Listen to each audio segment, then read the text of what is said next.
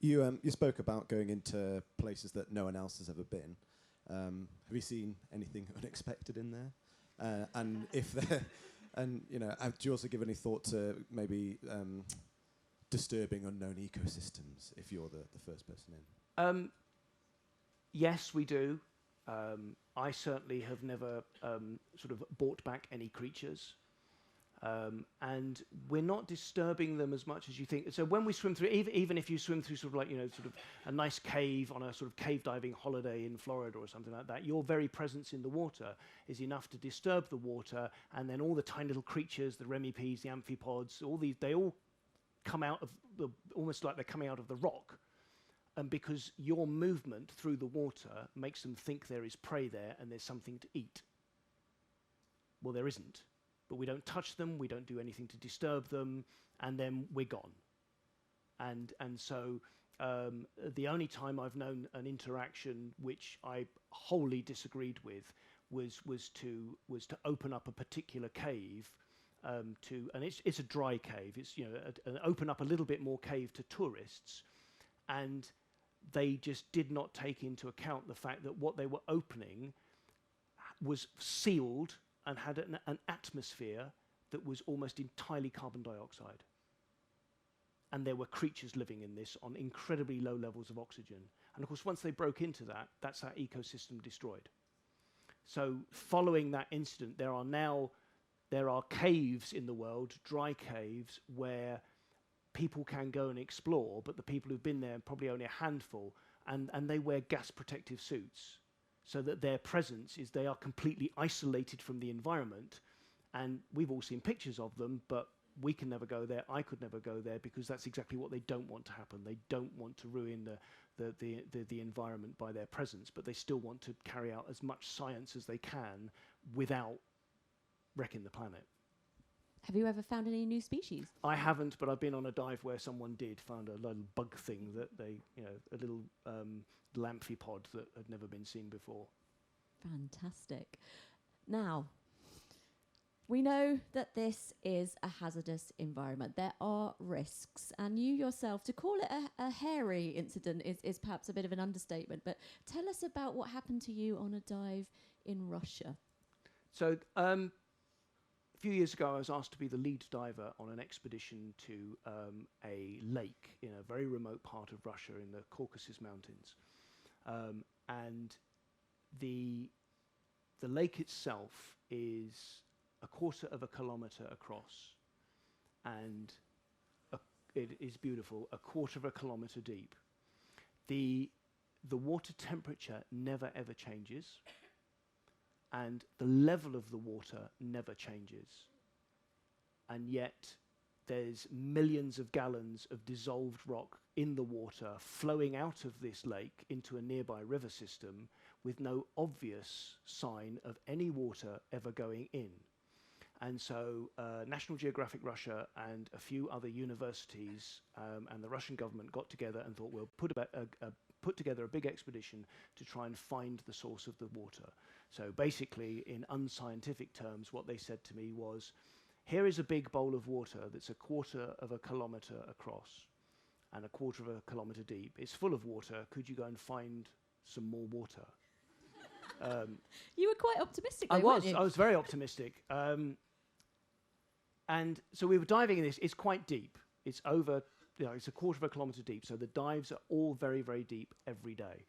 And on one of the days we were diving, I was diving deeper than 200 metres. And the bubbles that I told you about this sort of like the bubbles that go into your system that came out, for whatever reason, and we don't know why, were coming out of my system quicker than we had anticipated. So when I got into the shallows, some of these bubbles exploded into my spinal column. So when we're swimming around, you see, so if we stop swimming, we don't normally go anywhere. We don't go up, we don't go down. We just stay there, neutrally buoyant. But I was coming up and I was close to what we call an ascent line, which was the last little bit of ascent. So I could come up to this thing and it points me in the right direction and I can swim across another line off to the habitat. So it actually felt within just sort of less than a second as if someone had shot me in the spine. I was immediately paralyzed from the waist down, and instead of being neutrally buoyant, my legs felt like they were made of lead, and they swung from underneath me, and I started to go back down through the water column. So I grabbed hold of the line and obviously realized something was wrong. Now, in most circumstances, I would imagine that if you're underwater and there is a perception that your life is in immediate danger, the place you're going to go is head to the surface where you can be safe, you can be dry, you can get out of the water and be looked after. Had I done that, I would have been dead the moment I hit the surface, because the bubbles would have come out of solution so quickly that they would have turned my blood to froth. And the heart is just a pump, but it's a pump that can only pump liquids. The heart can't pump gas. So I would have been dead the moment I got to the surface. So what I had to do was to descend back down to get deep enough for the pressure to squeeze this bubble down and make it dissolve back into my system.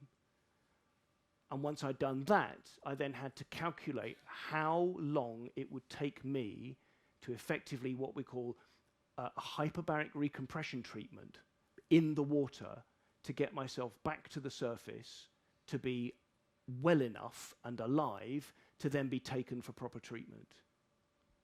It's absolutely incredible, isn't it? This is obviously where your experience kicks in, but it still must take tremendous kind of presence of mind and that kind of calm attitude. Most of us would certainly panic. I know I would want to get straight to the surface. So you then have to very slowly ascend. How long does that take? And what's going through your mind at that point? I think it took about another 10 hours to get to the surface. And what's going through your mind is if you want to be worried about it, then you can do that for about maybe a quarter of a second, and then get rid of that, and then just do the maths and solve the problem. It's as simple as that. Because if you don't, you're not going to live. Absolutely amazing. So, I know. Simple as that. So once you get to the surface, then what happens? Because it's not over. You're still very sick. So part of the expedition was there was a hospital about 40 minutes drive away where they had what's called a full-sized hyperbaric recompression treatment facility. And every time I did a deep dive, the Russian emergency services had an ambulance at the dive site, just in case. And not just for me, there were lots of other divers helping, lots of support divers. We're all underwater, anything could have gone wrong. So there's an ambulance there, a couple of police cars to whisk us off if someone needs any help. And so that's what they did. Off I went and turned up at this hospital. And they did have a really state-of-the-art hyperbaric treatment facility, but no one had plumbed it in. So all the pipes just finished and it was not working at all. So they put me into what's called an oxygen therapy pot. So basically it's about double the atmospheric pressure here, full of oxygen, like a little plastic coffin with a dome on it. I'm in there when this photograph has taken, and that's the doctor looking in thinking, well, you've had it, mate. I wasn't in there very long before all the seals of the pot just exploded, just failed, and blew me back to the surface in just a few seconds. And so now I'm in a spot of bother. Thankfully, this was a huge expedition. I had friends of mine telling that the accident even appeared briefly on BBC News. But every day I'm being followed around by TV cameras. And from the big Russian news networks, all of whom who wanted to talk to me before the dives and after the dives. It's the only time I've ever felt like I was kind of like a rock star or Formula One driver, because I would literally answer some questions, another camera would turn up, I'd go in, I'd change my T-shirt or put on a woolly hat with a different logo on it, go back out and answer some new questions. I mean, it's freezing. It doesn't look it. It's freezing cold there, and I'm wearing a particular manufacturer's sort of like, wear this for one of the interviews. And I haven't even got a T-shirt on underneath. I mean, it's just like... but I'm very grateful for that because, of course, this accident was then reported all over the news. And because the expedition was being supported by people like National Geographic Russia, a lot of important people made some very important phone calls, and someone who is actually a friend of mine now went to see a person who is the current Minister of Defense in the Russian government. At the time, he was the Minister for Emergency Affairs, or possibly Deputy Minister, and they basically said, you do not want this English cave diver to die in Russia. Now, I'm not sure if that just meant ship him somewhere else to die, or help him, but so what they did is, the normal way of evacuating someone like this would be a helicopter, but the helicopters were all frozen to the ground in Moscow. And also I couldn't be flown anywhere in a helicopter because obviously as I ascend, air pressure gets less, the bubbles would come out even quicker, and I'd be in more of a mess. So they sent a very large aircraft to another place where I wasn't, to pick up a portable hyperbaric recompression chamber, to then fly it to meet me while I was driven to a sort of like a third town, to load me into this, to fly me off to a fourth place where there was a full facility to treat me. And to give you an idea of the treatment, if you were a scuba diver and you were unlucky enough that something went wrong underwater and you had one of these decompression sicknesses, we call them a bend. So if you had a bend and it was really nasty and affected maybe your spinal cord or your brain, you'd be treated inside one of these hyperbaric chambers, and the normal way would be to pressurize you down to about a maximum of 18 meters normally, sometimes a little bit less, and you'd breathe pure oxygen with air brakes. They take you off and make you breathe air because oxygen under pressure can become quite toxic after a while. And that would last for about 5 hours. And if you were really, really poorly, you might get 2 or 3 extensions, each of an hour, including some air brakes. So you could be in the chamber for about 8 hours. I think I broke the world record because my treatment was 9 days. It's incredible, isn't it? And you were very lucky with who you were treated by as well, weren't you? While this is going on, it's on the news. An elderly gentleman saw the news and basically decided for himself that if he doesn't get involved, this poor chap is going to die. And he was a recently, or not long since retired, admiral of the Russian Federation fleet, previously Soviet fleet, but in charge of submarine and hyperbaric medicine, who basically wrote the book on treating very, very deep bends, which is what I'd got. And so at his own expense, and he was 76 or something at the time, at his own expense, bought a flight ticket to get to where I was going to be, walked in amongst all the doctors and the emergency people and just said, okay, you know who I am, I'm in charge, and if I'm not, he's going to die. And I speak a little bit of Russian, it's not fantastic, but he basically explained to me that he even had the book, this is the Bible, how it's all going to go, and he just threw it out the chamber and said, we need to experiment, because otherwise this is not going to work. If you're up for some more human experimentation. So that was me in the chamber for 9 days to be treated. It is incredible. And you have no lasting effects. You're absolutely fine now. Physically, absolutely fine. Some of my friends question whether the treatment helped mentally, but... It is a truly remarkable, slightly terrifying story. Do we have any more questions from our audience at all? Yep, one right here.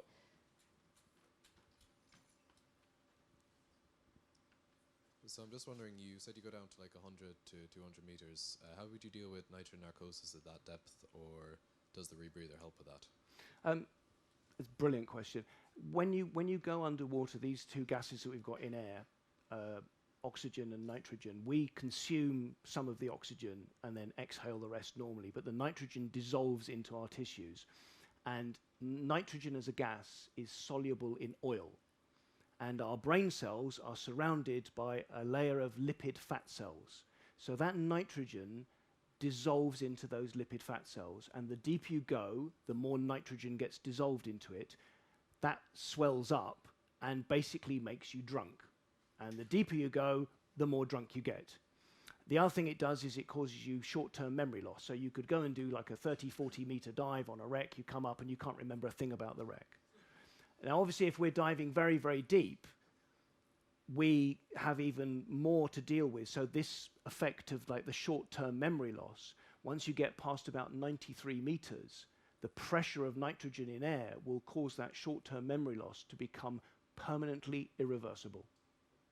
So, and the fact that you're drunk is really not a good thing when you're diving that deep. So what we do is we mix up some gases to do two things. The first thing is oxygen at great depth, at the levels we have in this room, would be actually quite toxic. So we reduce the oxygen. So for example, at 100 meters, the oxygen content might be as little as 8%, which would not support life on the surface. But because it's at pressure, it works and keeps us alive. And then we'd get rid of a whole bunch of nitrogen and replace it with helium. So helium dissolves into our system just in the same way as nitrogen, just a little bit faster, but it has almost no solubility at all in fat, so it doesn't have the same nitrogen. We call it nitrogen narcosis, this drunkenness, and that's how we eliminate it. Great question. Any more? Oh, yeah, we've got one here. We've got two. I can't help but think what happened in the end. So you had these bubbles in your spine, without going over it too much.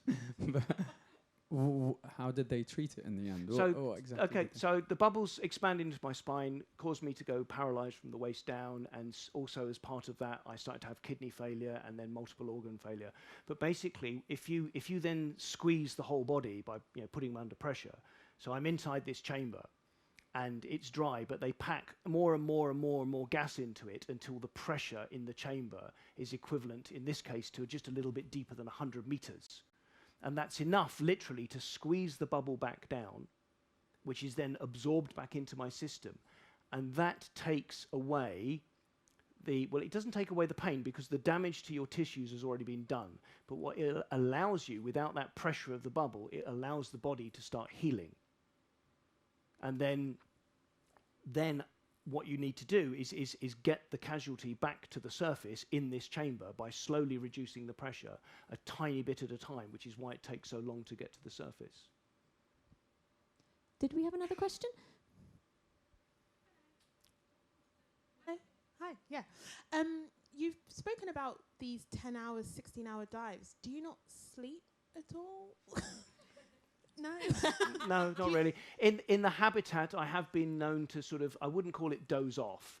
I have done once completely, and the person who was in the habitat didn't even realise, and he left and went to the surface. I was like, "Where's Martin?" "Oh, hang on a minute, I think he's still in there." And I don't sleep, but I don't know what people would call it. Probably younger people than me call it chilling out or something. I'm sorry, but I switch off, and I also shut myself down. So, for example, when I'm in the habitat, all these timers and timing devices and that sort of thing, I keep them with me, but they come off my wrists and they're hung up out the way. I don't want to see them. If you've got 10 hours to go, you don't want to look and think, oh, I've only got 9 hours, 50 minutes to go. So all the timing devices disappear. I don't want to know how long I've been there. The support staff are instructed that when they come to see if I want something to eat or drink, if I want something, I'll ask. But if they come to see and start sending notes up, just dropping them in, if I want something to eat or drink, it is never at a regular interval. So I can't time the outside world by what they do. And then you just shut your eyes, zone out. I never have any lights on in the habitat apart from one very small light so that I could see what I'm doing if I need to turn the lights on if something goes wrong. And then it's just, mind into, blank probably. Fair enough. We've got time for just a couple more questions. Oh, yeah. Me in the corner. It's working now. I don't want to get too morose, but you've spoken about like dicing with death as if it's a byproduct. But I know for cave diving, it is a real threat. People die doing it. Like, how much is that part of the appeal of it that you're dicing with death and you're succeeding, you're beating death. Like, I don't know, it just seems it's a very high risk place. Is that part of the appeal of it that you're? Actually, it's not none of doing? it. It's none of it. It's there is no adrenaline rush. There's excitement if we discover something new, but that's coupled with the honor of discovering something new, the privilege, just how, and also thinking how lucky you are to be there to be able to do this. As far as the risk is concerned, the longer the cave dive from a point of view of distance or time, or the deeper the dive, then the risk goes up exponentially. But we don't just say, oh, it'll be exciting, let's go and have a look. We spend hours planning the dive. We rehearse the dive on dry land before we then rehearse the dive underwater in the shallows. So when I'm diving with the support team, and in some cases we even have a system where my power supply for all my heated stuff can be run from the surface if I'm close enough. So when they come in and they disconnect the power supplies and start connecting other things up from the outside world and removing the batteries, that's not the first time they've done that. Yeah? They also know what should and shouldn't be turned on. So for example, if I'm diving, then normally it's the gloves and the vest. If I'm decompressing, the vest gets turned off and the whole suit gets turned on. And that's to do with evening out your body's temperature so that the off-gassing is very even throughout the entire body.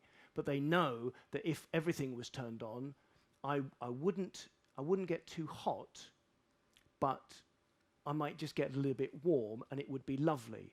But as a human being, I'm effectively in a dry suit. So I'm in a plastic bag, which means that any condensation from my sweat will stay there, which if I have a suit failure and my power system runs out, before they can get more power to me, I could get very, very cold.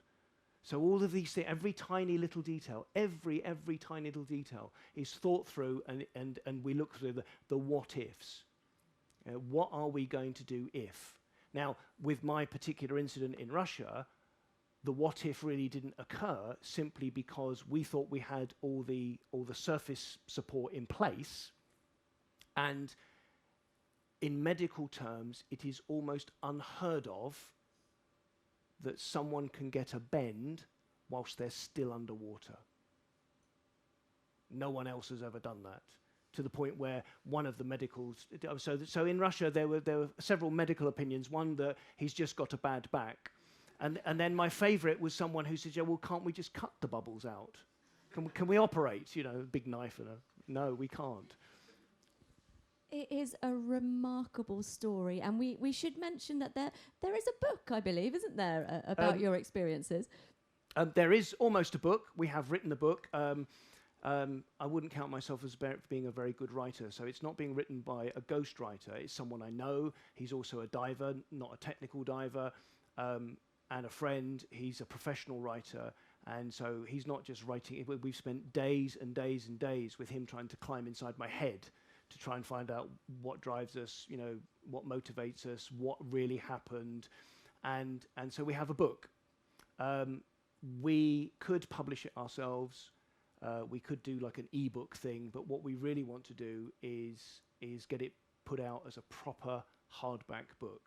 And so we're going through a crowdfunding publishers. So the publishers are called Unbound. If you want, you can get a business card from me and you can email if you can't remember it. Unbound, you can go to their website, search for my name, Martin Robson, and then you can read all about the book and the process. And it's a fairly risk-free thing, because if we don't reach our target and the book never gets published, you get your money back because you haven't. So if you want to pledge for a book, it would be very much appreciated. And then there is a lot more to this story than just this little bit. There are lots of other exciting things as well. And for non-divers, just so you know, without it being dry and boring, there are small chapters about what decompression sickness is, and a little bit of the history of how we, the British, particularly one person, a professor called Haldane, figured out how it was that we're going to stop this happening. So it's quite an interesting book from that point of view as well. And it is a remarkable story. Thank you so much, Martin, for coming and telling us today. Thank you very much for coming to our talk, for your excellent questions. If you enjoyed Nature Live, we do run these at our late events every month. We also run Nature Lives at the weekends as well, if you fancy coming to a different talk. Enjoy the rest of your evening, guys. If you haven't already, do take the opportunity to go and see our Life in the Dark exhibition. It closes soon, so this might be one of your final chances. It's well worth a look, and you can see Martin's fantastic exhibit as well. Before you all go, can you please all join me in thanking Martin for his talk today? Thank you very much, guys. Thank you for coming. Thank you.